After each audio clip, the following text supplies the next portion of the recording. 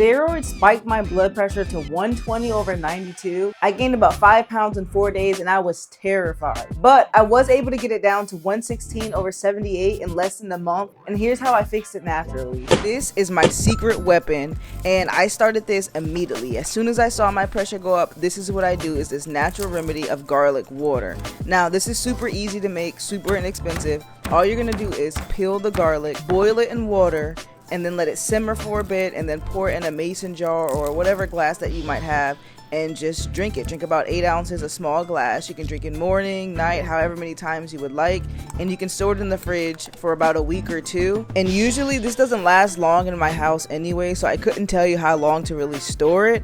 But if you're not drinking it, you will notice that the water gets super cloudy and kind of like filmy and just yucky around the actual garlic. So sometimes I will leave the whole garlic cloves in there so you kind of can see if it goes bad or not. But like I said, you'll end up drinking most of it or all of it before it even goes bad. So definitely something good to keep stocked up in your fridge. So like I said, the steroid didn't just mess with my blood pressure, it also messed with my weight. I gained 5 pounds in only 4 days, and for me that's a lot in a short amount of time. But today I'm just focusing on what really scared me the most, which was my blood pressure, getting that back down to safe levels again.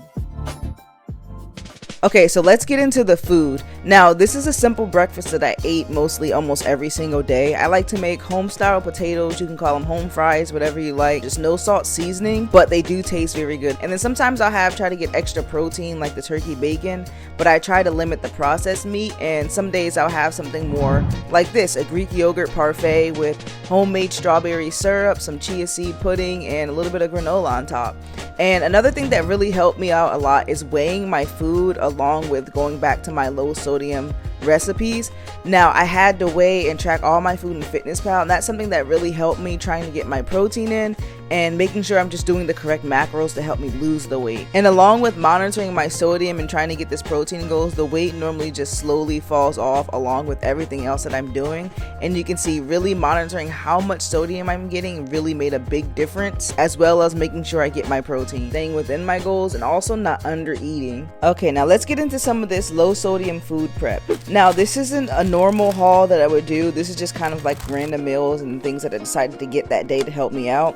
But before I get started with cooking, I had to get me a little caffeine, and I decided to go chai tea because I can't really drink coffee when my pressure is elevated. But I wanted to opt in for some fresh fruits and vegetables. Now berries are good for weight loss support, and they're really high in fiber and low in calories, so I can eat a lot, and they're high in antioxidants, which will support overall health. Now I like to cut up my berries, especially during the season. They might not be as great because we're getting into the colder season. So what I like to do is I like to just cut them up a little bit. Some are big, so I'll slice them up and I'll put them in a freezer bag just so I can have my fresh smoothies later, and it just kind of helps blend them a little bit better. And I just brought a lot of different veggies and things to kind of help me nutrient wise. So I got some spinach that I can add inside of my smoothies. I can put in my salads and kind of just cook with my eggs in the morning.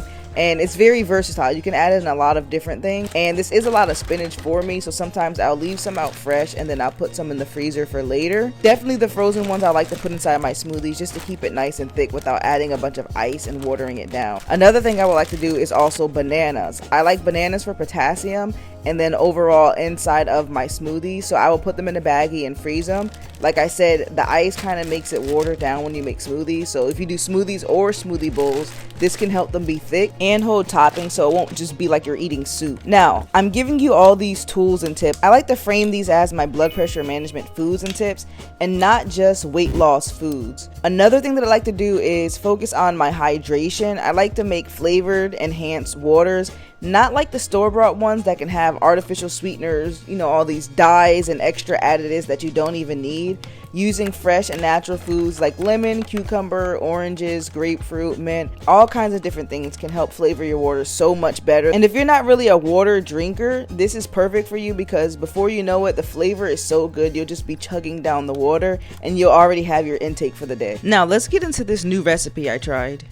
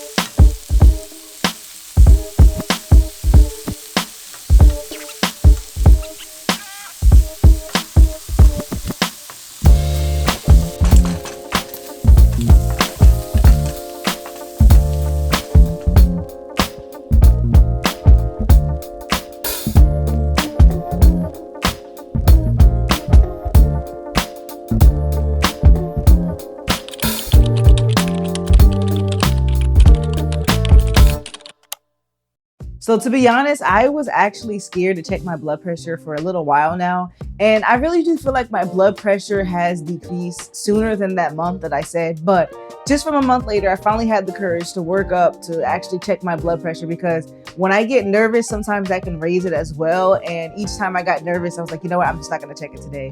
And I don't know if you guys are like me, sometimes that happens, but I finally just said, you know what, I've been doing everything right. It's time for me to just check it, because I knew it was the medication. It just took some time for the medication to come out of my body and out of my system, and it just went back down naturally. I've also been just checking my weight here and there from my app that you guys seen. I did a video before, and I can kind of tell a lot from these numbers. So for me, I like to say, if you are on blood pressure medication or you prescribed from your doctor, do take the medication.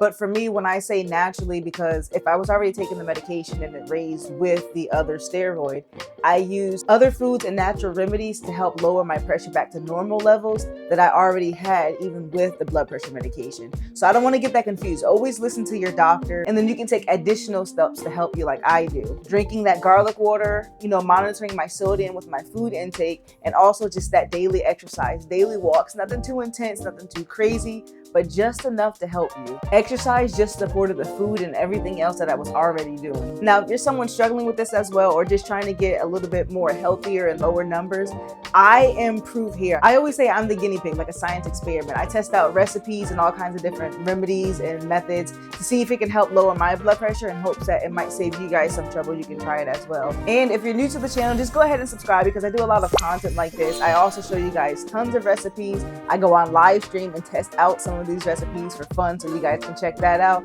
So make sure you turn on that notification bell so you get that alert as well. I do have a book in my description and on my channel page where I have a low sodium guide to help you with your journey. It's low sodium made easy. It's pretty much a guide to help you with tips and tools on lowering your blood pressure and just overall management with low sodium. So if you guys are interested in that, and I also have some freebies on my website as well, so just check out the link in my description, or again, you can check it out on my storefront on my page. But I hope you guys did enjoy this video, learn from me, and try some of the tips that I showed you. This isn't just random data or stuff I read off the internet. Like I said, I am living proof, and you guys can see the numbers right there on how this has helped me out so much. And even with others that I have given this to, they have tried, and I always get a good report back from them. So if you do give this a try, come back to the video, leave a comment below, and let me know how it helped you. And I'll see you guys on the next video. Like we always do with this time, I go for mine.